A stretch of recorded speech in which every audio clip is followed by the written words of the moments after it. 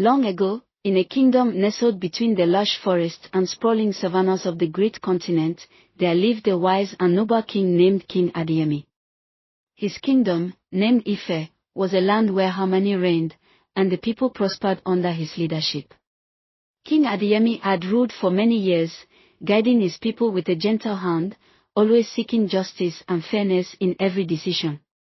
His throne, a majestic piece of artistry crafted from ebony wood and adorned with the finest gold and emeralds, stood in the heart of the royal palace. It was not merely an object of power but a symbol of his deep connection to his ancestors, who had sat upon similar thrones for centuries before him. The throne had been passed down from king to king, each one taking their seat with the weight of responsibility on their shoulders, knowing the significance of their rule not just for their own reign but for future generations. King Adeyemi was nearing the end of his reign. His hair had turned silver, and his once strong body had begun to show the effects of age. Though he had ruled wisely, he knew that the time had come for him to choose a successor, someone who could sit on his throne and continue the work he had begun. But who?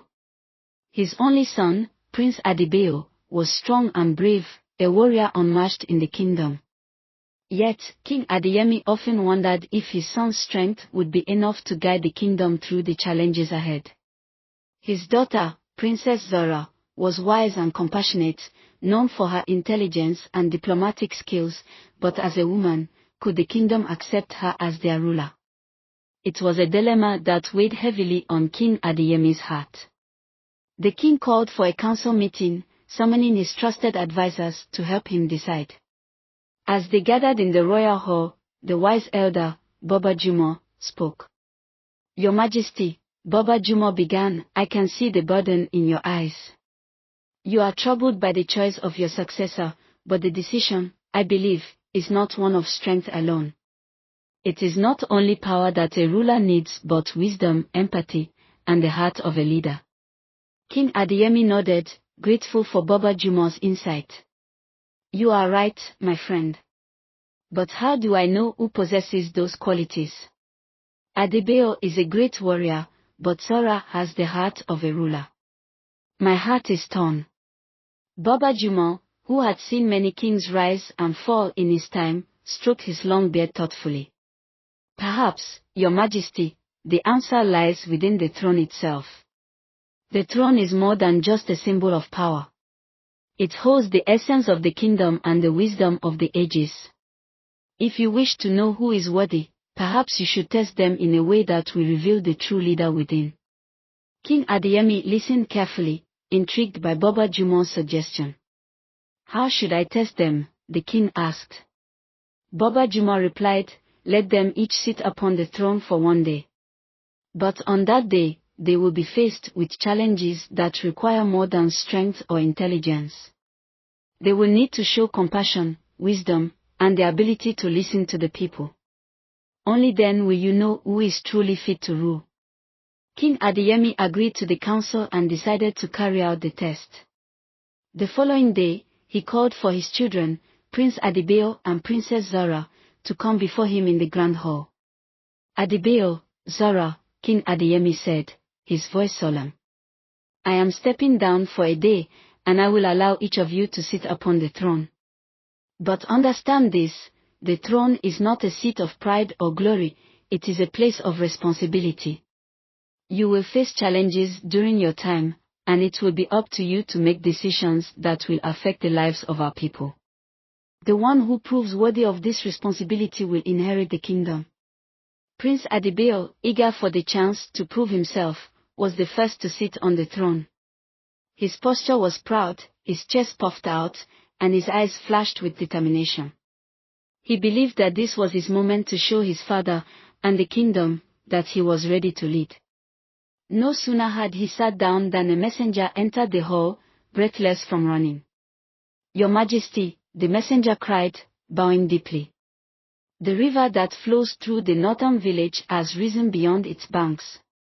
The people are in danger, and their homes are being swept away by the floodwaters. What shall we do?"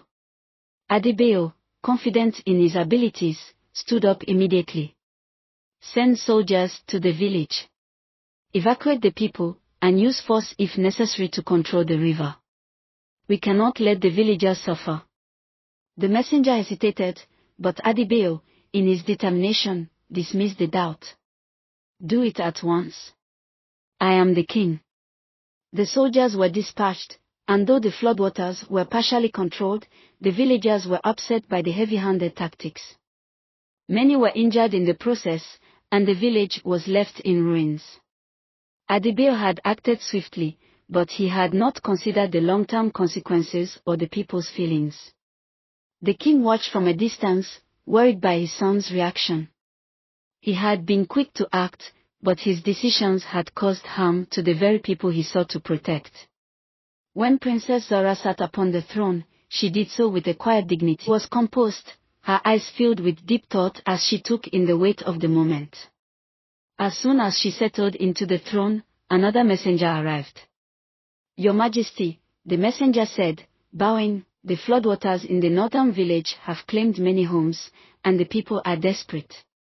But the river is a part of the land, and we cannot stop the rains. What shall we do? Zara closed her eyes for a moment, reflecting on the situation.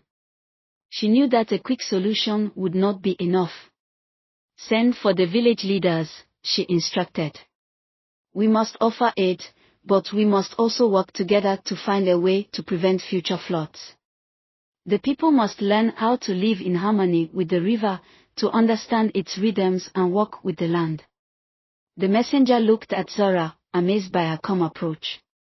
Are you certain, Your Majesty? This will take time. Zara nodded.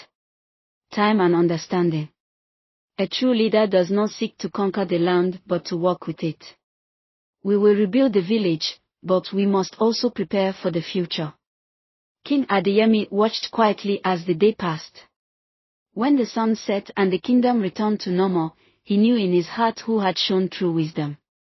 It was not enough to be strong or swift, a ruler must have the ability to think deeply, to act with empathy, and to make decisions that would benefit the kingdom for generations to come.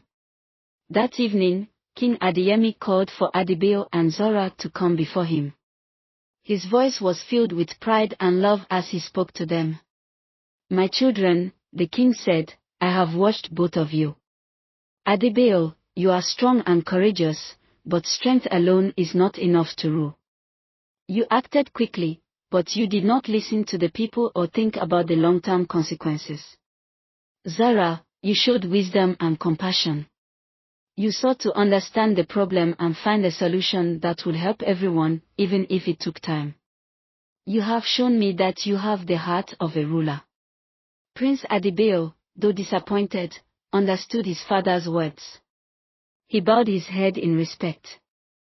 Father, I will support Zora in her rule. She has shown the wisdom that I could not. King Adeyemi smiled. You both have much to offer.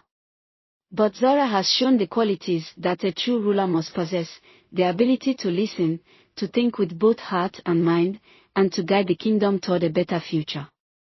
And so, Princess Zora became the Queen of Ife, the first woman to ever rule the kingdom.